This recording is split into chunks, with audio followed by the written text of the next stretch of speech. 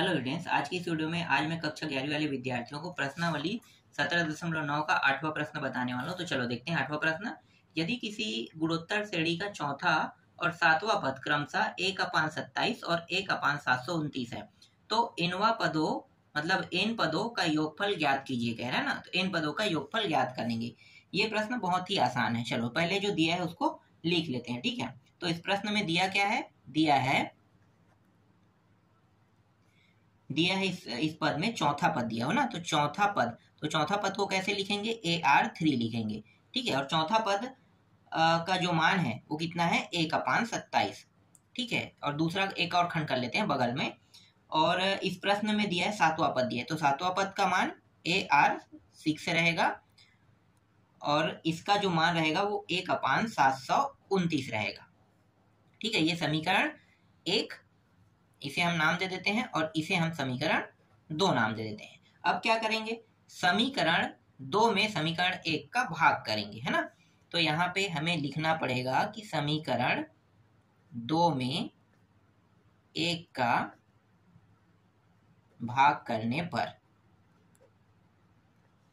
ठीक है। भाग करने पर लिखते हैं मतलब मान डायरेक्ट लिखते हैं, लेकिन भाग करेंगे यहाँ पे, है ना। तो AR का 6 घात और AR का 3 घात, तो 1/729, फिर बटा लिख देते हैं, ठीक है। फिर 1/27, ठीक है, इस तरीके से। अब A और A दोनों में है, कट गया। देखो यहाँ पे 3 घात है और यहाँ पे 6 घात है, तो 3 घात कट जाएगा। तो R के कितने घात बचेंगे, सिर्फ 3 घात बचेगा, है ना। पहला चौथे का गुणा, दूसरा और तीसरे का गुणा, तो नियम लगा देते हैं। पहला चौथा मतलब 1 के साथ 27 का गुणा, तो सिर्फ 27 आएगा। और 1 के साथ ये दूसरा है, पहला दूसरा है ना, ये तीसरा, तो तीसरा और दूसरे का गुणा, ठीक है। तो दूसरा तीसरा गुणा होगा, तो 1 और इन दोनों का गुणा होने पर 729, 729 का 729 ही आएगा, ठीक है, इस तरीके से।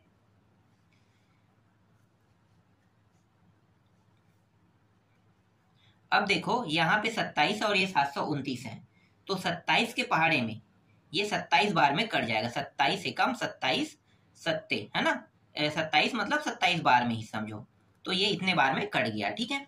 अब यहाँ पे देखो R का 3 घात है, तो इसको भी हम क्या करेंगे, इसको भी 3 घात के रूप में बदल लेंगे। और ये रहा 3 घात, देखो घात और घात कट गया, यहीं से काट देते हैं, घात और घात कट गया। तो R का मान कितना आया, R का मान आया यहाँ पे 1/3 आया, है ना। तो R का मान इस तरीके से 1/3 आ गया। जब R का मान यहाँ पे हमें प्राप्त हो गया, तब हम आसानी से क्या निकाल सकते हैं, A का मान निकाल सकते हैं। और A के मान निकालने के लिए क्या करेंगे, ये जो दो समीकरण दिए हुए हैं ना, देखो समीकरण 1 समीकरण 2, इन दोनों में से किसी में भी मान रख दो, A का मान आ जाएगा। तो मैं समीकरण 1 में रख देता हूं, तो यहाँ पे मैं लिखूंगा समीकरण 1 में R का मान रखने पर, ठीक है। समीकरण 1 में R का मान रखने पर, तो समीकरण 1 है A और R की जगह में हमें कितना रखना है, 1/3 और इसका घात 3 है, और फिर 1/27 है। तो A गुणित 1/, ये 3 का घात 3 मतलब कितना हो जाएगा, ये भी 27 हो जाएगा, और 1/27, ठीक। अब देखो ये दोनों सेम टू सेम है, तो ये दोनों लेफ्ट और राइट हैंड साइड से कट जाएगा, कितने बार में, एक बार में।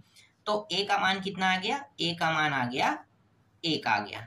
तो देखो A का मान यहाँ पे हमें प्राप्त हो गया ना। अब हम आसानी से क्या निकाल सकते हैं, इन पदों का योगफल, ठीक है। तो चलो इन पदों का योगफल निकालते हैं। तो यहाँ पे जो सूत्र है उसको मैं लिख देता हूँ SN, ठीक है। और R का मान जो है 1 से छोटा है, इसलिए हमें कौन सा सूत्र लगाना पड़ेगा, A 1 - R का घात N और 1 R, ये वाला सूत्र हमें लगाना है। तो A की जगह में हमें 1 रखना है, फिर पहले से 1 यहाँ पे दिया हुआ है, R की जगह में 1/3 और इसका घात कितना रहेगा, N रहेगा, फिर 1/3, ठीक है, इस तरीके से।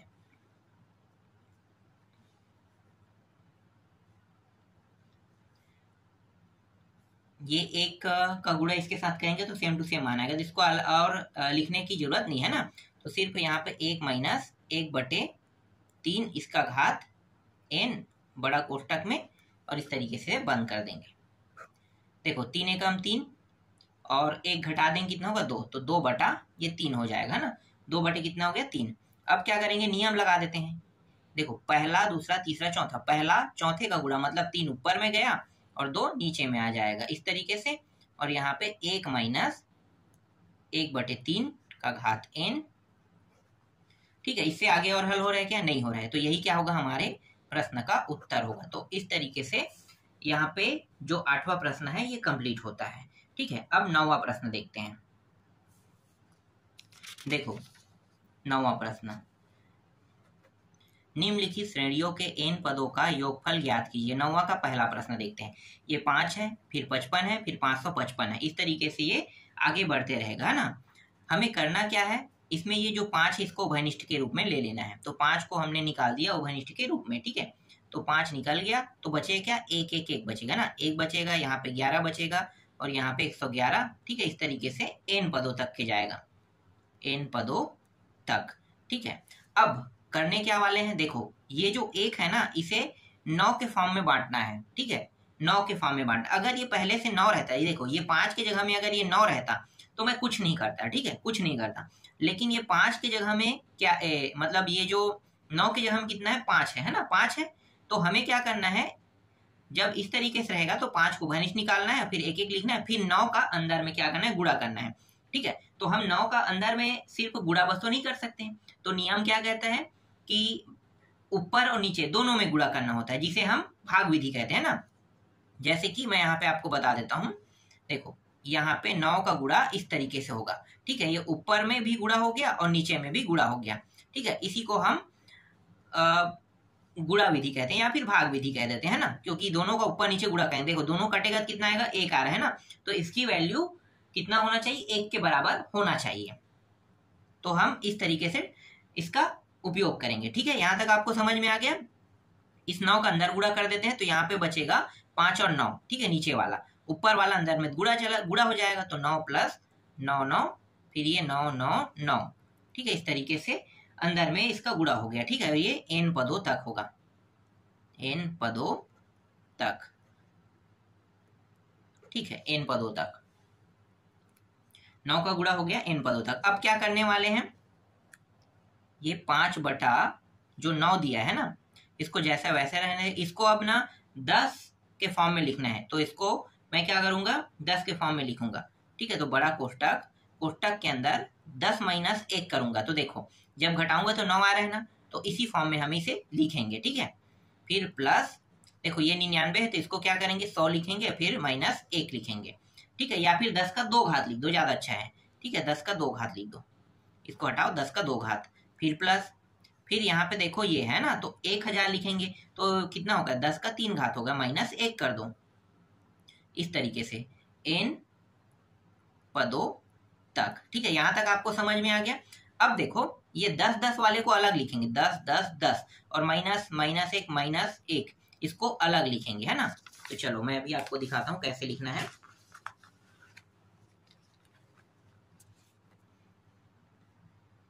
पांच बटे 9, फिर 10 को हमने अलग कर दिया है ना, तो 10 अलग हो गया, फिर 10 के 2 घात को अलग कर दिए, फिर 10 का 3 घात, और ये सभी प्लस में है, तो n पदों तक। ठीक है, n पदों तक, ये n पदों तक चला जाएगा। और जितने भी माइनस माइनस है, -1 -1 -1 वो भी कहाँ तक जाएगा, n पदों तक के ही जाएगा। ठीक है, कहाँ तक जाएगा, n पदों तक। तो उसको क्या करेंगे, सब सेम राशि है तो सीधा n बस लिख देते हैं, लेकिन माइनस में था तो ये -n बस, इसे हमें क्या करना है, लिखना है। ठीक है, इस तरीके से हमने लिख दिया। फिर 5 बटे 9, 5 बटा 9, देखो पहला दूसरा तीसरा पद है ना, पदों की संख्या देख सकते हो, पहला पद दूसरा पद तीसरा पद। अब सूत्र लगा दो, तो सूत्र आपको पता है। ठीक है, सूत्र पता है तो सूत्र लगा देते हैं। तो ये 10 हो गया। ठीक है, a का मान, ठीक, फिर r का मान क्या करेंगे, भाग करेंगे तो निकलेगा, तो 10 आ जाएगा ना r का मान। देख लो यहाँ पे, इसे मैं आपको बगल में बता देता हूँ, 10 का 2 घात और 10। ठीक है, r का मान निकालते हैं, तो ये और ये कट गया, 10 आ गया। तो यहाँ पे जो आर का मान है वो बड़ा है कि छोटा है, 1 से बड़ा है ना, तो इसलिए आर का मान बड़ा है, इसलिए इसे आगे में लिखेंगे और ये n घात रहेगा। ठीक है, n घात फिर -1, फिर नीचे में 10 - 1। ठीक, और ये जो -n है इसको यहाँ पे हम लिख देंगे। ठीक है, यहाँ पे हमने लिख दिया, तो 5/9 और ये हो गया बड़ा कोष्टक के अंदर 10n - 1, इसको घटाएंगे कितना आ जाएगा, 9 आ जाएगा, फिर -n। ठीक है, इस तरीके से फिर 5/9, इन दोनों 9 को नहीं पहले अंदर हल कर लेते हैं कोष्टक वाले, तभी ये बाहर निकल पाएगा। तो ये 10 फिर 10n - 1 और देखो यहाँ पे कुछ नहीं मतलब 1, तो क्या होगा 9 और ये -9n हो जाएगा। ठीक है, इनका गुणा ऊपर नीचे दोनों के साथ होगा। अब क्या होगा, अब ये जो 9 है इसके साथ गुणा हो सकता है ना, तो 5/9 नहीं, 5/9 नहीं, 9 नहीं है 81, सीधा 5/81 लिखो।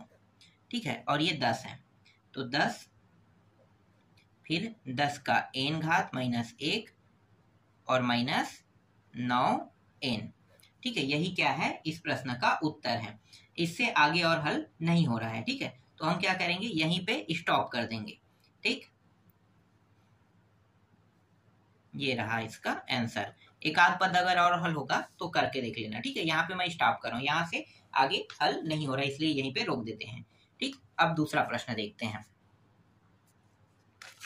देखो दूसरा प्रश्न, 9 है ना, ये 9 है, 999 दिया हुआ है, तो क्या इसमें 9 को उभयनिष्ठ निकालेंगे? नहीं, मैंने अभी आपको बताया ना कि तब हम निकालेंगे जब ये 9 के फॉर्म में नहीं रहेगा। ठीक है, जैसे 1 से लेके 8 के फॉर्म में है, अब 1 तो निकलता नहीं है। ठीक है, 2 से लेके 8 के फॉर्म में है ना, ये 2 है 88 है, 2 है 22 है और 222 है, या 3 है 33 है 333 है। तब हम क्या करेंगे, इस कंडीशन में हम 3 को बाहर निकालेंगे, है ना, 2 को बाहर निकालेंगे, 4 को बाहर निकालेंगे। लेकिन 9 के फॉर्म में है तो हम क्या करेंगे, कुछ नहीं करेंगे, सीधा हम क्या कर देंगे, इसको 10 - 1 लिख देंगे और इसको क्या क्या लिखेंगे, 10 का वर्ग -1 लिख देंगे। फिर इसको क्या लिखेंगे,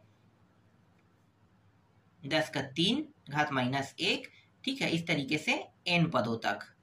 ठीक, आगे हल कर लोगे, आगे बताने की जरूरत नहीं है, जैसे मैंने अभी पहले प्रश्न को हल किया सेम टू सेम ये प्रश्न हल हो जाएगा, है ना। तो दूसरा समझ जाओ कि आप लोग बना लोगे, है ना। चलो आगे देखते हैं तीसरा प्रश्न, 0.5 0.55।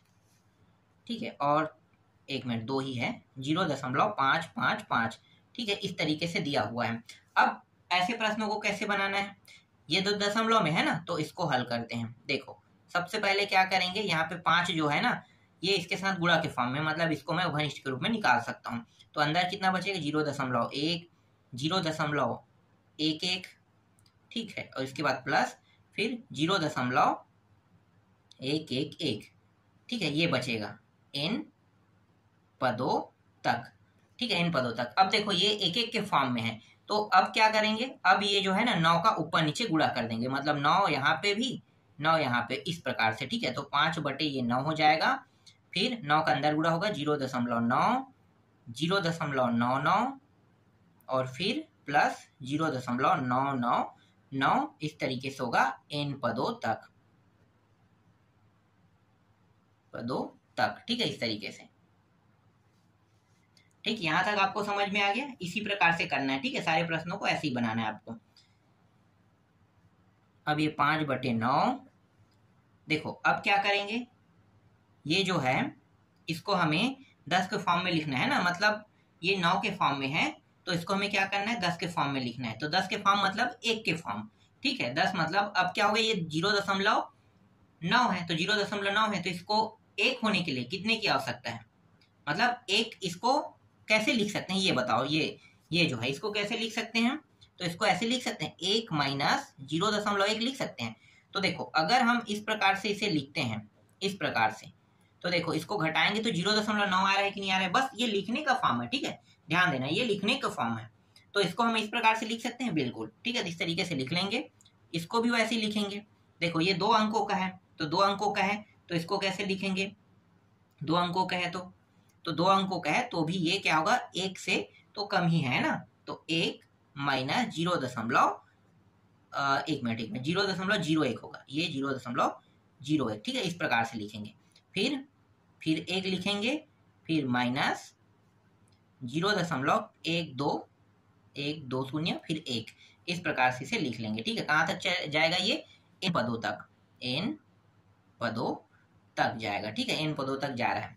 अब क्या करेंगे, 1 और 2, 1 और 2, 1 और 2, 2 खंड हो गया है ना, तो 2 खंड कर लेते हैं इसका, तो ये 5/9, 1 1 1, सभी में 1 1 है तो ये सभी प्लस में है, ठीक है, तो n बस होगा, ये क्या होगा, n बस। फिर माइनस लगाने के बाद कोष्टक के अंदर अब ये वाला जो मान है इसको लिख देते हैं, ठीक है, माइनस मैंने आगे में लिख दिया, तो सभी मान जो है अंदर में क्या होगा, प्लस में होगा, तो 0.1 प्लस में 0.01 प्लस में, फिर 0.001 प्लस में रहेगा, और n पदों तक, ठीक है, n पदों तक के जाएगा।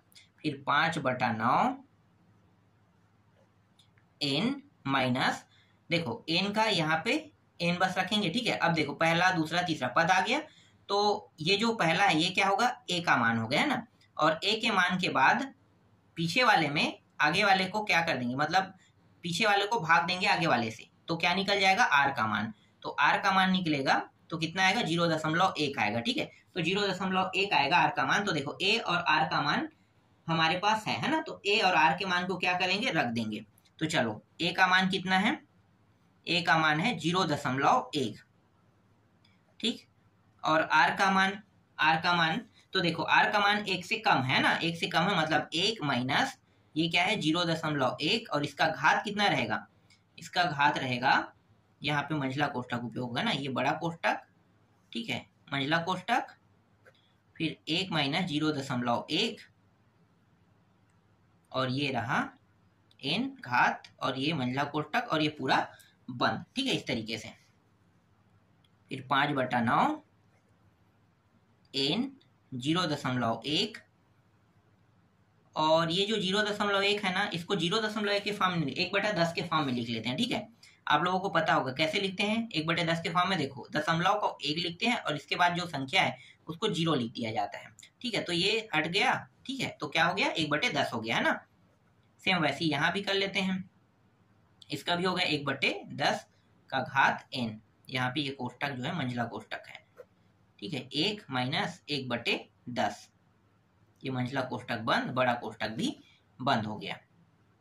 तो 5/9 ये n माइनस 1/10 मंझला कोष्टक, 10 से कम 10 और 1 घटा देंगे है ना, पहले ऊपर को लिख लो, 1 माइनस 1/10 का घात n। अब ये हो गया 10 से कम 10, 10 में 1 घटाओगे 9 कितना आ जाएगा, 10 आ जाएगा, ठीक है, 9/10, इस तरीके से। देखो अब नियम क्या कहता है, पहला और चौथा है ना, तो ये 10 और ये 10 सीधा कट जाएगा, तो मैं यहाँ पे पहला और ये मतलब चौथा और दूसरा को काट देते हैं, ठीक है। दूसरा देखो पहला के साथ दूसरा और तीसरा के मान कट सकते हैं ना, तो ये दूसरा है तो ये पहला है, दूसरा, और ये चौथा ऊपर में जाके यहाँ पे आएगा, तो ऊपर नीचे होके कट जाएगा, तो यहीं से मैं क्या कर दिया, मैंने क्या कर दिया, कटा दिया, ठीक है, तो ये कट गया, ठीक, यहाँ तक आपको समझ में आया। अब बचा क्या है,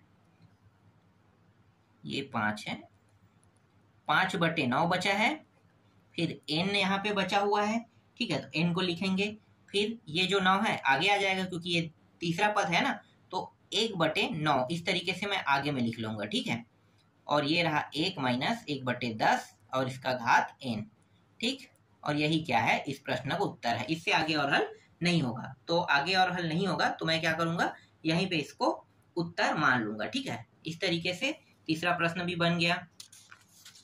इसके बाद चौथा प्रश्न देखते हैं, 9वां का चौथा, 0.4 0.44 प्लस 0.444, ठीक है, ये रहेगा, तो ये तो बन जाएगा ना। क्या करना है, इस 4 को पहले उभयनिष्ठ निकाला, जैसे 5 को हमने निकाला था वैसे ही इसको भी क्या करना है, उभयनिष्ठ निकालना है, उसके बाद हल करना है, जहां तक हल होगा वही क्या होगा, इस प्रश्न का उत्तर होगा, है ना। इसके बाद 10वां प्रश्न देखते हैं। देखो 10वां प्रश्न पहले मैं लिख लेता हूं यहाँ पे। यदि गुणोत्तर श्रेणी का पांचवा पद 81 है और दूसरा पद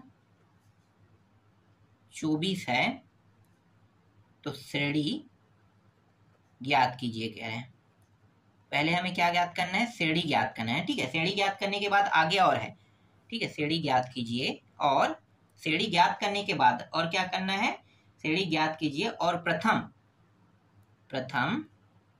8 पदों का योगफल ज्ञात कीजिए। ठीक है, श्रेणी ज्ञात करना है और श्रेणी ज्ञात करने के बाद प्रथम 8 पदों का योगफल भी ज्ञात करना है। ठीक है, तो इसको कैसे बनाओगे?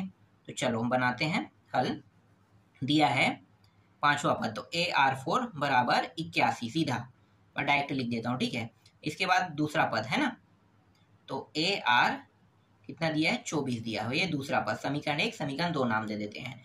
ठीक है, इन दोनों को क्या करेंगे? भाग दे देंगे। तो समीकरण 1 में 2 का भाग देने पर तो ये हो गया AR का 4 घात, AR 81 और ये रहा 24। ठीक है, ये कट गया। इसमें देखो R का 4 घात और R का 1 घात कटेगा तो कितना आएगा? R का 3 घात। ठीक, R का 3 घात और ये 81 है और ये 24 है। 3 के पहाड़ा से ये दोनों कट रहे हैं ना, तो 3 का पहाड़ा से कट रहा है तो 3 के पहाड़ा से इसको भी काट देते हैं। 3 अट्ठे 24, 3 दूनी और 3 सत्ते 21। ठीक है, 27 से इसमें कट गया। इसको और कैसे लिख सकते हैं? 3 का 3 घात और 2 का 3 घात ऐसे लिख सकते हैं। तो 3/2 और इसका घात कितना है? 3 है। तो देखो ये 3 कट गया, 3/2। तो R का मान कितना आया? 3/2। अब ये जो R का मान हमें प्राप्त हुआ है, इसका क्या करेंगे? समीकरण 1 या 2 किसी में भी रख सकते हैं। तो मैं समीकरण 2 में रख देता हूँ। 2 में R का मान रखने पर तो A गुणित 3/2 और ये रहा 24। तो A बराबर, तो देखो ये 3 है, यही से कटा देते हैं। 3 एकम 3 अट्ठे। ठीक है, और ये 2 ऊपर चला जाएगा तिर्यक गुणक नियम के तहत, है ना। तो 8 दूनी 16। तो A का मान कितना आ गया? 16 आ गया। देखो तो हमारे पास R का मान भी है और हमारे पास A का मान भी है, दोनों मान है ना। तो अब आसानी से हम क्या कर सकते हैं? श्रेणी निकाल सकते हैं। तो श्रेणी पहले निकाल लेते हैं। ठीक है, श्रेणी गुणोत्तर श्रेणी निकालते हैं। तो गुणोत्तर श्रेणी पहला पद तो A ही रहेगा ना। A देखो AR और AR का 2 घात इस तरीके से बढ़ते रहेगा। तो पहला जो है 16 आ गया। ठीक है, ये पहला 16 आ गया। दूसरा कैसे निकालेंगे? 16 गुणित 3/2, 2 एकम 2 अट्ठे। ठीक है, इसको आगे नीचे में मैं लिखूंगा। ठीक है, यहाँ पे फिर 16 गुणित 3/2 का 2 घात, तो ये 16 और ये हो गया 8 या 24 आ गया। ठीक है, यहीं पे इसको हल कर देते हैं। तो देखो ये हो जाएगा, कितना हो जाएगा? 2 घात है ना, तो 2 दूनी 4, 4 होगा, 4 चौक, तो 4 चौके 4 आ जाएगा। ठीक है, और ये 3 दिया 9, 9 और गुणित 4 करेंगे तो 9 दूनी 18, 18 दूनी 36। तो ये हो जाएगा तीसरा पद 36। इस तरीके से बढ़ते रहेगा। तो इस प्रश्न में श्रेणी निकालने के लिए तो श्रेणी का उत्तर आ गया यहाँ पे 16, 24 और 36। ठीक है, अब अंतिम क्या निकालना है हमें? अंतिम निकालना है SN, है ना, योगफल 8वां पद का मान। तो सूत्र लगाएंगे यहाँ पे।